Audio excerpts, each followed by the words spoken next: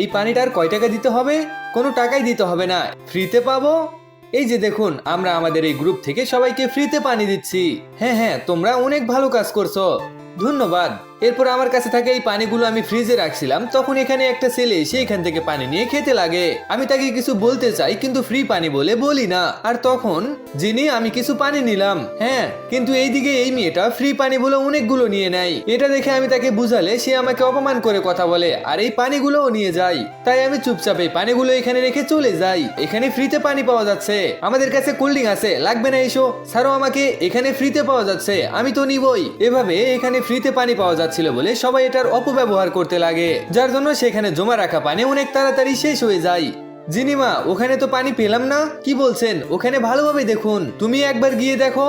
হ্যাঁ, দেখেছো, এখানে আর একটাও পানি নেই। আমি দেখছিলাম এটা ফ্রি করে দেওয়া হয়েছে বলে যে কেউ নষ্ট করছিল।